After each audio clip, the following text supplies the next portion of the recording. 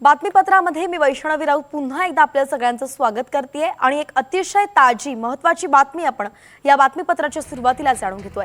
कोराडी औष्णिक विद्युत केंद्रात येणाऱ्या पहिल्या कोळसा रेल्वे रेकचं आगमन झालेलं आहे। आताची सगळ्यात मोठी बातमी आपण पाहतोय, कोराडी औष्णिक विद्युत केंद्रात कोळसा रेल्वे रॅकचं आगमन झालेलं आहे। तेव्हाची लाईव्ह दृश्य आपण पाहू शकतो। नागपुरातून मुख्यमंत्री फडणवीस आपल्याला पाहायला मिळत आहेत आणि या ठिकाणी खरं तर कोराडी औष्णिक विद्युत केंद्र आहे, त्या ठिकाणी पहिल्या कोळसा रेल्वे रेकचं आगमन झालेलं आहे। मुख्यमंत्री फडणवीसांनी हिरवा झेंडा दाखवलेला आहे आणि त्यानंतर हे आगमन झाल्याचं आपण पाहतोय। कोराडी औष्णिक विद्युत केंद्रातली ही थेट लाईव्ह एक्सक्लुसिव्ह दृश्य एनडीटीव्ही मराठीच्या स्क्रीनवरती तुम्ही पाहताय, ज्यामध्ये आपल्याला दिसतंय की कशा पद्धतीनं या कोळसा रेल्वे रेकचं आगमन झालंय। छत्तीसगड इथल्या महानिर्मितीच्या मालकीची गारे पाल्मा सेक्टर 2 कोळसा खान ते कोराडी औष्णिक विद्युत निर्मिती केंद्र प्रथम कोळसा रॅक स्वागत समारंभ या ठिकाणी होतोय। मुख्यमंत्री देवेंद्र फडणवीस, महसूल मंत्री चंद्रशेखर बावनकुळे यांच्या उपस्थितीमध्ये कोराडी इथल्या औष्णिक वीज निर्मिती केंद्रात हा कार्यक्रम पार पडतोय। छत्तीसगड इथे महानिर्मितीला कोळसा खाण मंजूर करण्यात आली आहे आणि या कोळसा खाणीतून कोळसा घेऊन पहिली रेल्वे आज नागपूर जिल्ह्यातील कोराडी इथल्या महानिर्मितीच्या औष्णिक विद्युत केंद्रात पोहोचली आहे। या पहिल्या रेल्वेचं स्वागत स्वतः मुख्यमंत्री देवेंद्र फडणवीसांनी केलंय आणि सोबत दिसतायत महसूल मंत्री चंद्रशेखर बावनकुळे।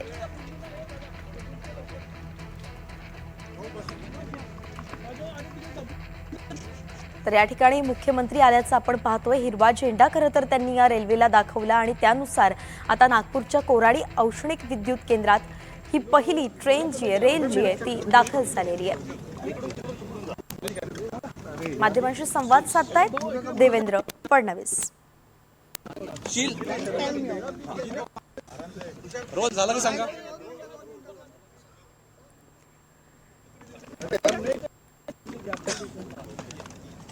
झालं की सांगा। अत्यंत महत्त्वाचा दिवस आहे। आपली खाण आपल्या स्वतःला मिळाली आहे महाराष्ट्राची। तुम्ही मोठी मेहनत केली याच्यामध्ये। चंद्रशेखर बावनकुळे यांची सुद्धा ऊर्जा मंत्री मेहनत होती। आज पहिली रॅक इथे आलेली आहे। मी देशाचे प्रधानमंत्री माननीय नरेंद्र मोदीजी यांचे मनापासून आभार मानतो की त्यांनी ऐतिहासिक निर्णय घेतला आणि राज्याच्या ज्या वीज निर्मिती कंपनी आहेत त्यांना त्यांच्या मालकीची खाण देण्याचा निर्णय हा त्या काळामध्ये झाला आणि त्यातनं आपल्या महाजेनकोला छत्तीसगड राज्यामध्ये गरे पाल्मा ही खाण त्या ठिकाणी प्राप्त झाली। आपण त्याचा एमडीओ केला आणि सगळे अडथळे पार करून एन्व्हायरमेंटल क्लिअरन्स, जनसुनावणी, वेगवेगळ्या प्रकारचे सगळे जे काही त्याला क्लिअरन्सेस लागतात हे सगळे करून त्याचं बॉक्स कटिंग झालं आणि आज पहिला रेक हा या ठिकाणी आलेला आहे। यात सगळ्यात महत्त्वाचं असं आहे की आता आपलं कोळशाकरताचं अवलंबित्व हे कमी होणार आहे। दुसरं, या कोळशाचा ग्रेड अतिशय चांगला आहे। जवळपास 4300 GCVचा हा कोळसा असल्यामुळे आपल्या वीज निर्मिती कंपनीला क्वालिटी कोल मिळतो आहे।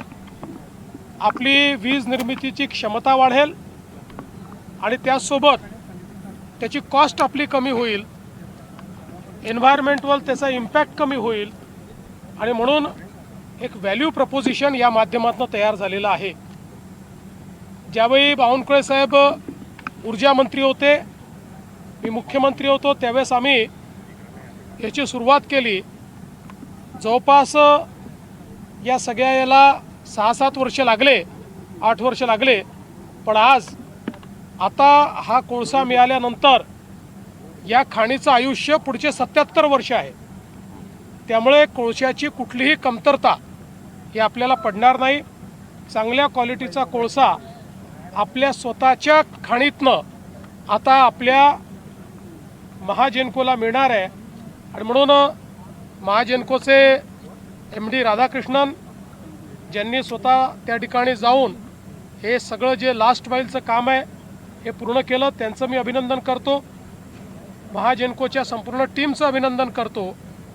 आणि मला विश्वास आहे की पुढच्या काळामध्ये या कोळशामुळे विजेचे भाव कमी करण्यात आम्हाला अजून यश येईल. उत्पन्न किती कमतरता होईल आणि महत्त्वाची गोष्ट की असं आहे की किती क्षमता वाढेल?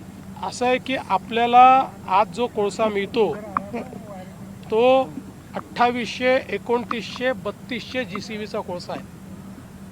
थेट जर 4300 GCVचा मिळाला तर आपण समजू शकता किती मोठा परिणाम याचा होणार आहे. त्यामुळे जेवढा कोळसा आपण पूर्वी वापरायचो त्यापेक्षा एक प्रकारे GCV वाढल्यामुळे तुलनात्मक मोठ्या प्रमाणात वापर कमी होणार आहे कोळशाचा. त्यामुळे आपल्याला मोठा फायदा होईल. सर, एक प्रश्न असा आहे, आपण या ठिकाणी आलो आहे, खाण आपली मिळाली आहे, कोल संदर्भात जर पाहिलं, गॅसिफिकेशनचे प्रोजेक्ट्स काही ठिकाणी लागत आहेत, महाजनवाडी असेल किंवा इतर काही ज्या खाणी आहेत ज्या सुरू होऊ शकल्या नाही, मोठ्या प्रमाणामध्ये घरं होती, आनंदवन सारखा प्रोजेक्ट आहे तिथे पण काही ठिकाणी कोळसा आहे.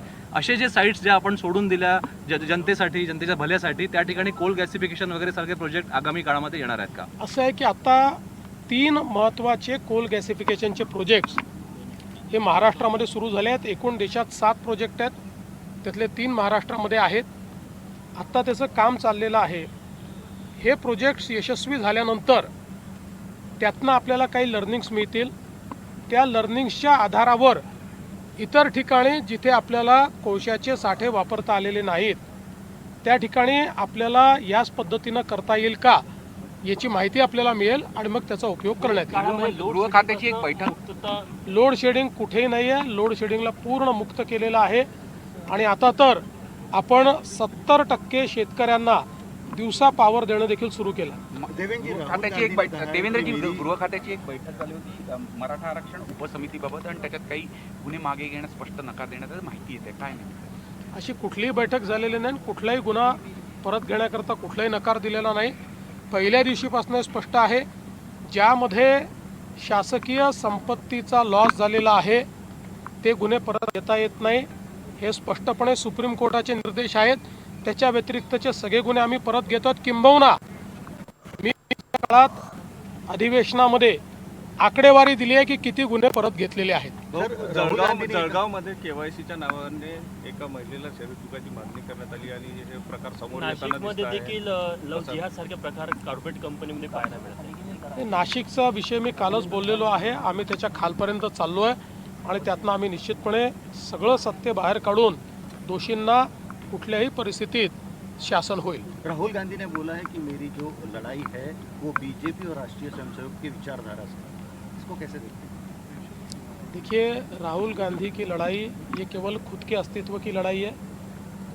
उनकी लड़ाई ये केवल लगातार जो उनको हार मिल रही है उसमें से अपने नेतृत्व को कैसे बचाए.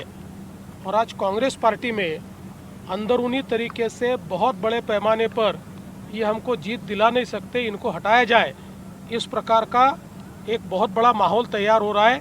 उस माहौल को भटकाने के लिए इस प्रकार की बात वो करते हैं. सुनेत्रा पवार प्रचाराला तर नागपुरातून मुख्यमंत्री देवेंद्र फडणवीस बोलत होते आणि यावेळी त्यांनी सांगितलंय की आता आपली वीज निर्मितीची क्षमता जी आहे ती वाढणार आहे, आपलं कोळशावरचं अवलंबित्व कमी होणार आहे आणि एकंदरीतच महाराष्ट्राला याचा मोठा फायदा होईल असं त्यांनी सांगितलंय.